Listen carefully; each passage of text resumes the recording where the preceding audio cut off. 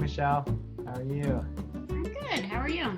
I'd love to have you give a 2-sentence introduction of yourself. So, my name is Michelle LeBlanc. I am a social media strategist and content marketer.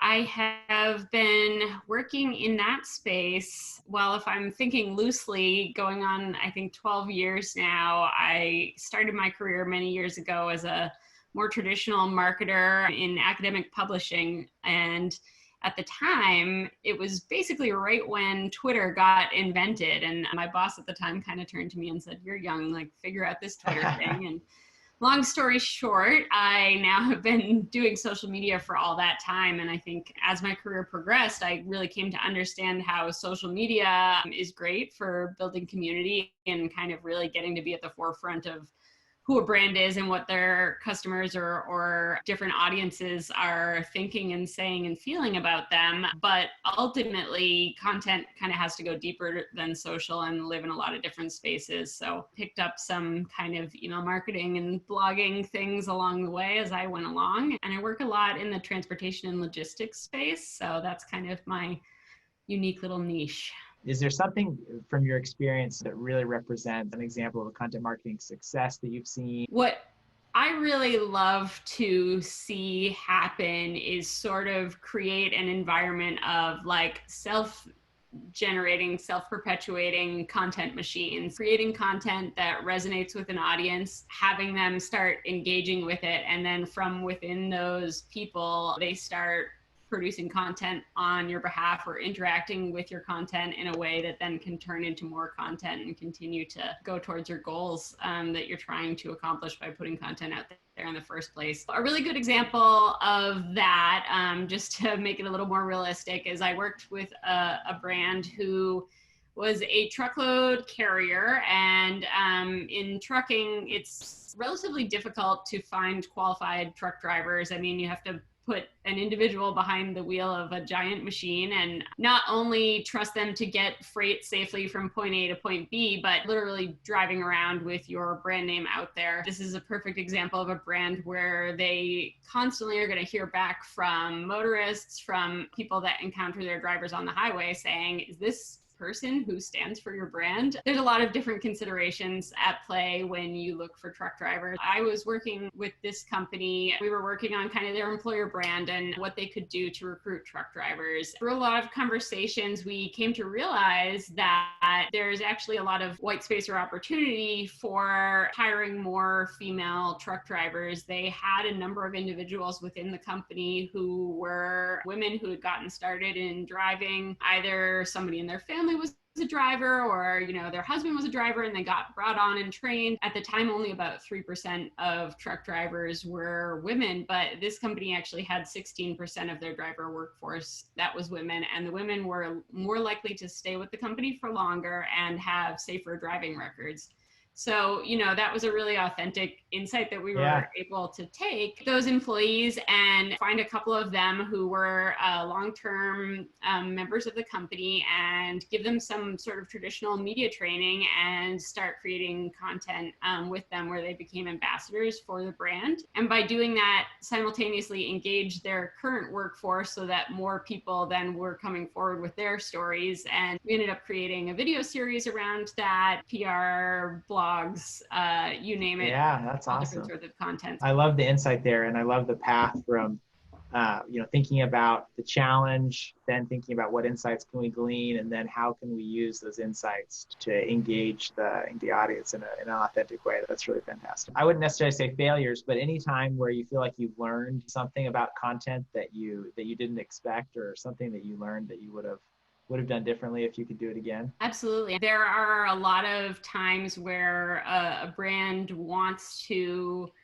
be able to have their specific message that they are putting out and believe that this is like, people are really interested in this information, and all it's going to take is us just to put together the perfect blog post or the perfect little video, and people are going to engage with that. If there is one thing that I have seen, it is a lot of times where a brand thinks, okay, we're going to create a promotion because we just want to get people's attention and get people excited about this, and we're going to do a giveaway of an iPad, or in the particular case I'm thinking of, like a gift card, and get people excited to like be part of our community by participating in a user-generated content campaign to win a gift card. And I've seen on multiple occasions, actually, things like that kind of fall flat because sometimes you end up reaching an audience that's not like actually the audience that you even were going after. And one example I can think of, truck drivers were our like core audience that we were looking for. You start, when you kind of get into the weeds of like, how are we going to target people? Like, how are we going to get people to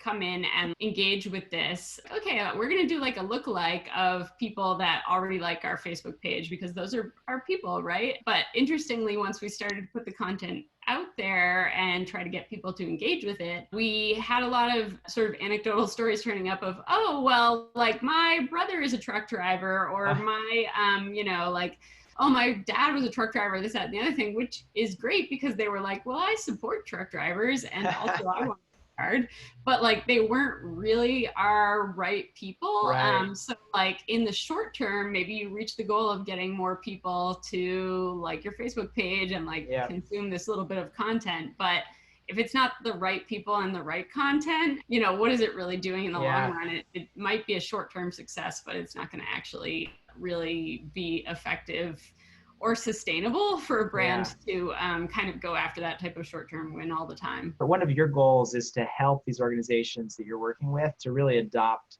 a content mindset, to be able to put the things in place that help them to have success with content marketing. As you are coaching your clients, what are the ingredients that you feel like you see that within organizations that leads to them being successful with content marketing? Usually when I come in and I'm working with somebody for the first time, it's actually kind of amazing how like consistent this experience is, because I might come in with a mindset of like, I'm looking to mine content out of this. I always feel like, wow, there are so many good stories here, and all you guys need to do is just kind of like, put the box around them and package them up, and there's actually a lot of really rich stuff here already. I think people are busy in their day-to-day, or they have like very specific things that they have been told that they have to go after or that they're trying to do. And I think it's hard to take that like kind of strategic step back and see things with that fresh set of eyes. So I think people, like, whether they've been in a role for a while and they're just looking to like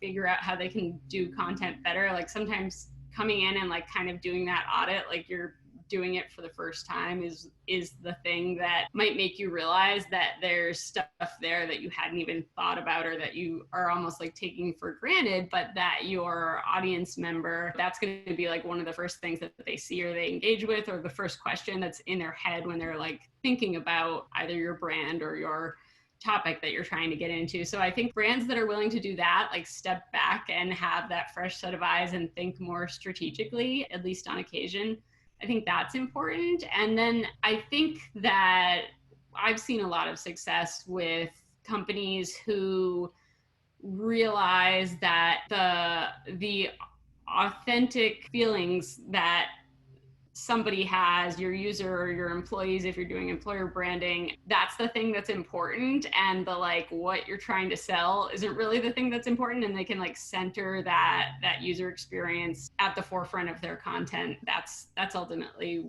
when it succeeds, and like start thinking of it like through that person's eyes. That makes sense. I would love to hear how your approach has changed to, marketing content or thinking about the inbound marketing challenge since the COVID pandemic time. Sure, absolutely. I think people are having to be creative in ways that we didn't necessarily expect. But I think that in some ways, maybe some good will come out of that, because it is forcing people to think outside the box. And then also, I think there's maybe an opportunity to do things in a way that is going to feel authentic and maybe not going to have as many bells and whistles from a production standpoint, but like maybe in the way that social media kind of even the playing field for like the big brands and the small brands, like everybody has the same access to a platform, maybe some of that will come to the forefront as well, and you'll start seeing like new people who are doing things really well because they're able to kind of think on their feet like that. You know,